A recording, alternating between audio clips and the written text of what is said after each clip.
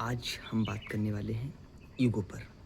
Ego क्या होती है और ये कितने तरह से हमारी कम्युनिकेशन स्किल को प्रभावित करती है और इससे हम कैसे इम्प्रूव कर सकते हैं। फर्स्ट, ईगो दो प्रकार की होती है, जैसे हमारा नाम, हमारा पैसा, हमारा फैमिली, हम जो काम करते हैं या जो हम स्टडी किए हैं या जो हम हैं। एक ईगो ये हो गई, इससे हमें कोई प्रॉब्लम नहीं है।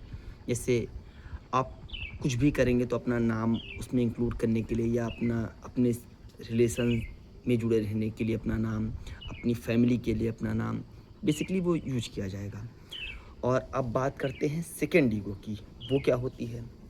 सेकंड ईगो में हम अपनी सेल्फ में इमेज बना लेते हैं। जैसे किसी चीज़ से इस तरह से जुड़ जाना कि उसका सही गलत या हमारा ओपिनियन या हमारी पसंद या हमें जो अच्छा लगता है या बुरा लगता है, उससे जुड़ जाना और उस पे किसी भी प्रकार का नकारात्मक टिप्पणी या उससे अलग, जैसे जो हम चीज़ पसंद करते हैं या सामने वाला कुछ अदर पसंद करता है, उसको एक्सेप्ट ना करना।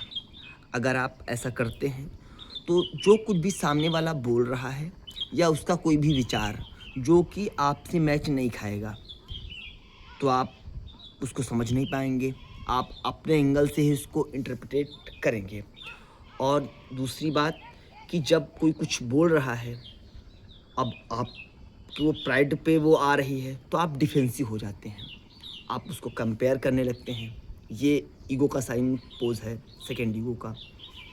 आप इमोशनली उसमें इंडल्ज हो जाते हैं।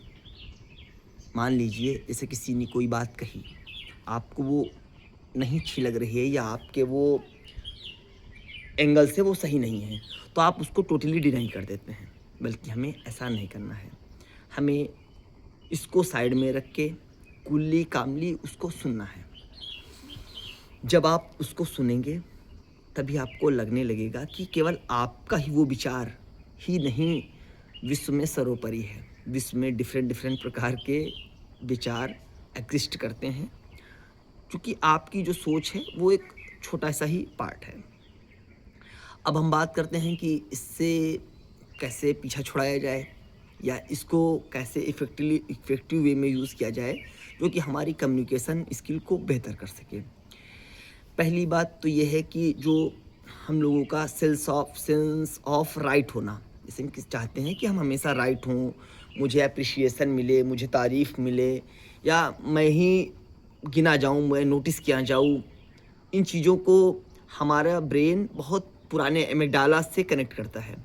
बहुत पहले से ही ये हमारे रिवार्ड एंड पनिशमेंट से कनेक्ट है। अगर मान लीजिए कहीं पर आपकी बात को काट दिया गया, आपका बात कुछ कह रहे हैं उसको काट दिया गया, हो सकता है सामने वाला राइट भी हो, पर फिर भी हम उसको अपने पर्सनल वे में लेते हैं। जैसे उस पर्सन ने उस बात को नहीं, हमको ही गलत साबित कर दिया। ऐसा नहीं करना है।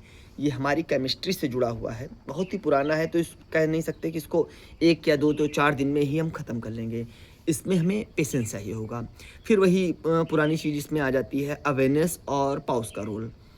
अवेयरनेस, अब बात सही जगह पे आई है। ये ईगो को अगर हम ऑब्ज़र्व कर सकते हैं अपनी अवेयरनेस से, अवेयरनेस जो कि इंटेलेक्ट, हायर इंटेलेक्ट है हमारी, तब हम इस पर ग्रिप ढीली होती जाएगी, इसकी ग्रिप। फिर हम धीरे-धीरे बिना ईगो के, जिसमें हमारा सेल्फ मोटिव ना हो, उसके बाद बात को सुन पाएँगे, समझ पाएँगे।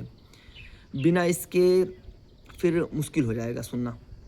और जब हम सुन ही नहीं सकते हैं, तो हम उस बात को अंडरस्टैंड ही नहीं कर पाएँगे। कोई भी बात कही जा रही है या कुछ भी आप पढ़ रहे हैं, तो उसको आप फटाक से अपनी तरह से जोड़ेंगे कि ये जो बंदा कह रहा है, वो मेरे लिए बेनिफिशियल है या नहीं है। अगर बेनिफिशियल है, तो अब आप उसको सुनेंगे, अगर बेनिफिशियल नहीं है, तो आप उसको टोटली डिनाई कर देंगे। ऐसा नहीं करना है। हमें रुक के, ठहर के अपनी अपनी बॉडी की सुनना है और अपने बॉडी को सुनने के लिए हमें अवेयर रहना पड़ेगा और अपने इंटेलेक्ट से कनेक्ट होना पड़ेगा। अदरवाइज़ ईगो हम लोगों को ग्रोथ नहीं करने देगी।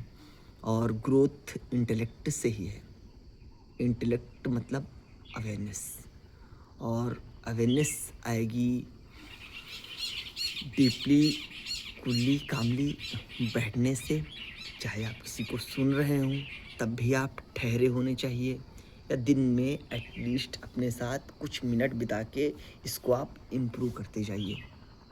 फ़िलहाल आज के लिए बाय, फिर अगले दिन कुछ और